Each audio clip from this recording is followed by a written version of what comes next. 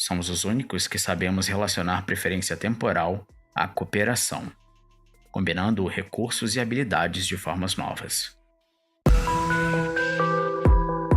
Este é a Visão Libertária, sua fonte de informações descentralizadas e distribuídas. No final do ano de 1999, o mundo entrou em um breve estágio de pânico generalizado causado pela iminência do bug do milênio. O motivo de tanto temor era simples. Ninguém sabia o que acontecia com os sistemas operacionais dos computadores e servidores quando o século seguinte começasse, por conta do funcionamento dos contadores de datas.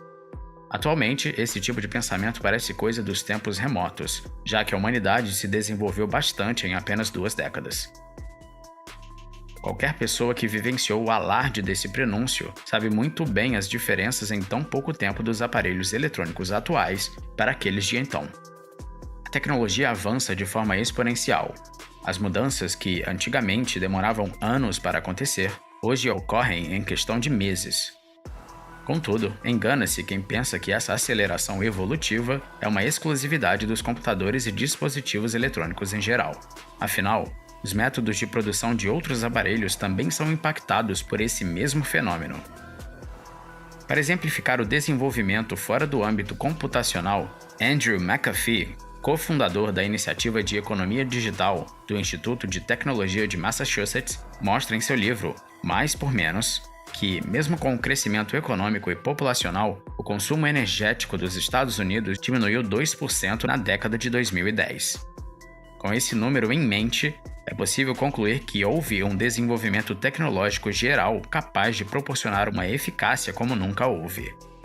No entanto, a evolução tecnológica segue exponencialmente, e, quando se compara com tempos muito remotos, pequenos progressos demoraram uma eternidade. Escrito pelo filósofo alemão Hans Hermann Hoppe, Uma Breve História do Homem, Progresso e Declínio, o livro discorre sobre o processo de evolução humana, contando os desafios que os nossos ancestrais neolíticos tiveram que enfrentar para multiplicar a população.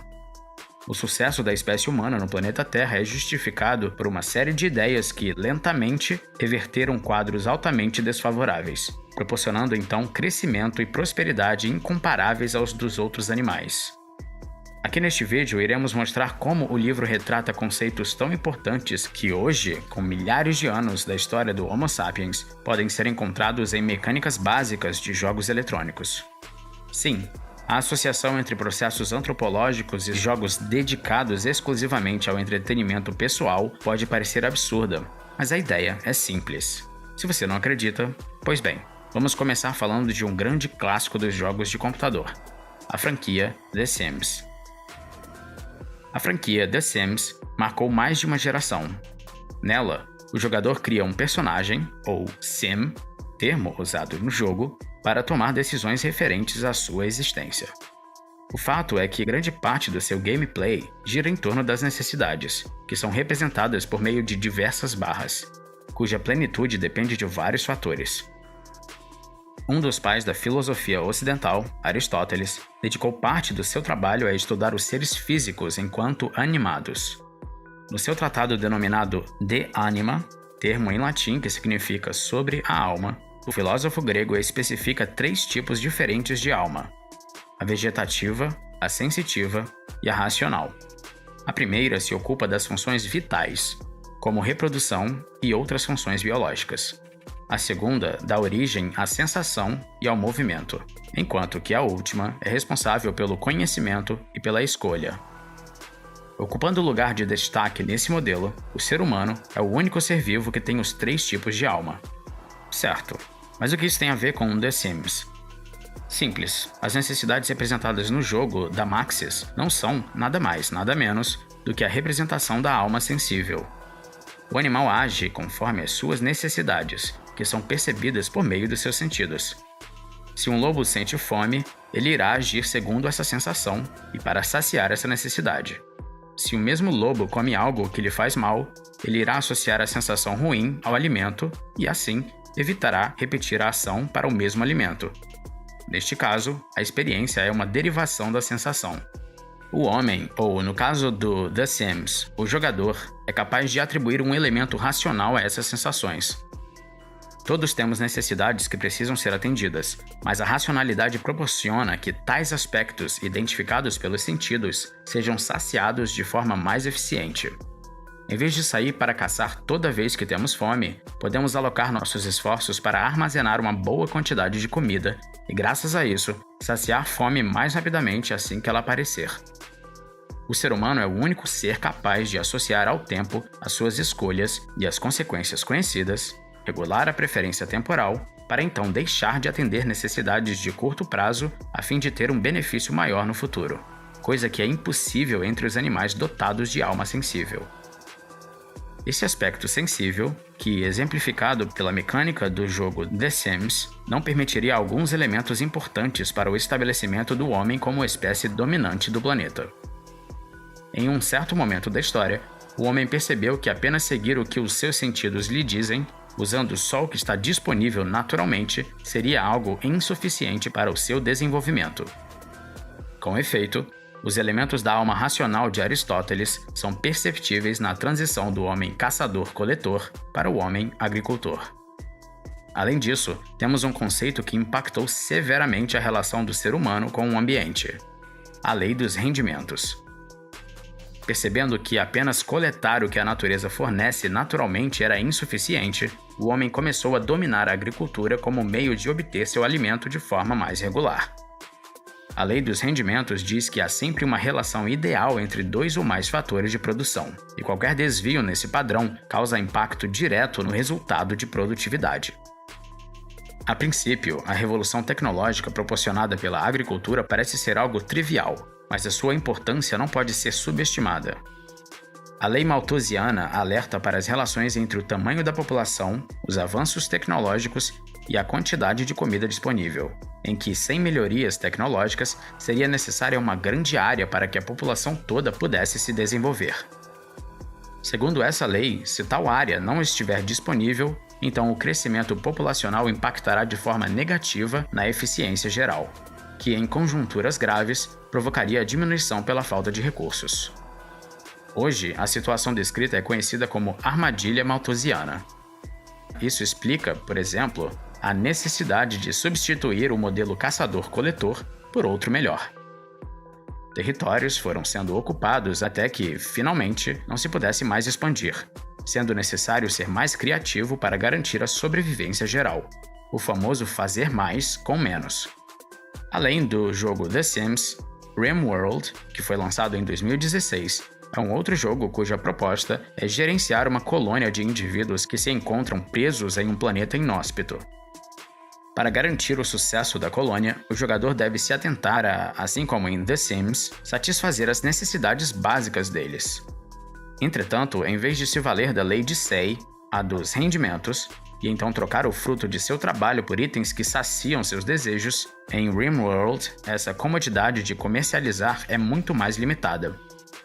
Para obter itens básicos para a sobrevivência, os colonos precisam muitas vezes executar todas as etapas de produção sozinhos para obter cada item.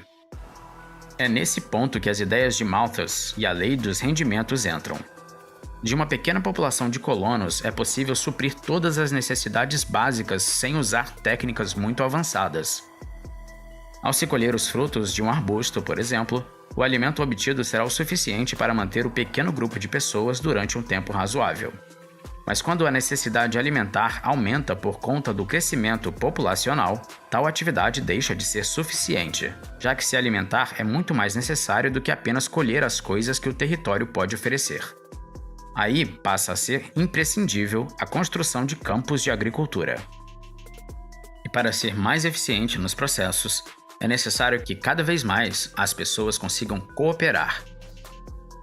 Todo jogador de RimWorld sabe que o ideal é ter uma colônia cheia de habitantes, e sabe também que isso só é possível quando há recursos disponíveis para todos, de forma sustentável, pois, caso não seja, haverá diversos problemas que podem culminar até na morte de alguns membros. Voltando à história do homem, a cooperação entre indivíduos também foi parte fundamental do desenvolvimento. Com o tempo, as pessoas descobriram que a ajuda mútua era mais produtiva do que uma ação isolada, para proporcionar o desenvolvimento de recursos e o aumento da produtividade geral. Há vários motivos para isso, desde a realização de tarefas que só são possíveis com mais de um indivíduo, até as diferentes aptidões individuais, principalmente uma em especial: a percepção de escassez de tempo. Nascido na Inglaterra em 1772, David Ricardo foi contemporâneo de Malthus e um dos economistas mais influentes de toda a história do pensamento econômico. Em seu modelo, ele buscou demonstrar a eficiência do comércio como forma de produção indireta em que ambas as partes são beneficiadas. Juntando a sua teoria com o processo de cooperação descrito aqui, é possível explicar o porquê dos indivíduos optarem por cooperar entre si ao invés de entrar em conflitos sangrentos. Imagine um adulto e uma criança de uma aldeia, onde as atividades de coleta de frutos e manejo de animais são essenciais. A criança consegue, de certo modo, coletar frutos, mas tem muita dificuldade em manejar animais. O adulto consegue realizar as duas tarefas de maneira melhor do que a criança. Mas, por conta da superioridade ao manejar animais, o adulto coletar frutas seria uma perda de tempo, já que a criança é capaz disso. Se duas pessoas precisam realizar duas atividades distintas para sobreviver, mesmo que uma delas seja mais eficiente do que a outra nas duas atividades, é interessante que elas dividam o trabalho entre as tarefas a fim de maximizar a produtividade. Estendendo essa ideia à teoria de Ricardo, a divisão de tarefas beneficiaria até mesmo o comércio entre indivíduos de aldeias diferentes, porque mesmo produzindo com menor eficiência, ambos terminariam com mais recursos caso o fizessem com cooperação. Um exemplo parecido você pode ver em outro vídeo do canal, sob o título de David Ricardo em A Superioridade do Capitalismo. Essa descoberta pode ser vista sendo aplicada também em Xenonauts, que é também outro jogo de estratégia em turnos em que o jogador deve comandar uma tropa especializada em combater alienígenas. Contando com diversos personagens recrutáveis, é possível especializar cada um conforme as tarefas necessárias. O ideal é que os personagens usem o potencial máximo para que sua função aproveite todas as suas habilidades. Mas nem sempre é possível achar personagens ideais para todas as funções, o que não implica a falta de utilidade deles. Em determinada etapa do jogo, é possível obter um personagem com habilidades perfeitas para duas funções, mas limitado a escolher apenas uma. Assim, com o tempo, a atribuição de classes é algo também escasso. Isso é análogo a quando uma pessoa que, ao passar o dia trabalhando, renunciou ao lazer durante o tempo de trabalho. Do mesmo jeito que, ao escolher gastar o dinheiro e o espaço do próprio estômago com pizza, implica renunciar a um hambúrguer. Escolher que tal personagem será da classe X implicará a renúncia ao uso na classe Y. Esse é o famoso conceito de custo de oportunidade que já falamos aqui em outros vídeos. Muitas pessoas subestimam o papel dos jogos, mas entender como eles funcionam pode ajudar a compreender diversos aspectos da natureza humana. Muitas vezes representando, em nível estrutural, muitos elementos do cotidiano, várias de suas mecânicas são alegorias para conceitos extremamente relevantes no meio acadêmico, podendo nos auxiliar a compreender livros e obras complexas. Ao compreender esses elementos, o ser humano, mesmo sem saber, atingiu um patamar muito superior ao de qualquer espécie. Com a descoberta da agricultura, que proporcionou produção de mais alimentos, e com a percepção de que produzir em cooperação aumenta a eficiência, a armadilha malthusiana foi desarmada. Ela diz que a humanidade cresceria a um nível insustentável, até mesmo pela agricultura, e que seria necessário superar o paradigma tecnológico. Bom, o ser humano o superou. Nós saímos da Idade da Pedra não porque acabaram as pedras, mas porque cooperamos para combiná-las de modo diferente.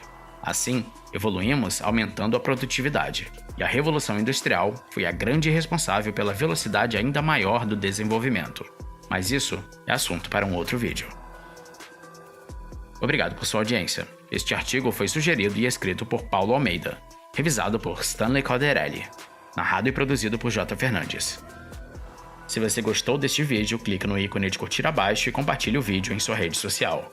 Se você deseja ser notificado de outros vídeos, inscreva-se no canal e depois clica no ícone de campainha. Apoie iniciativas libertárias. Veja mais em nosso site e participe você também. Até a próxima!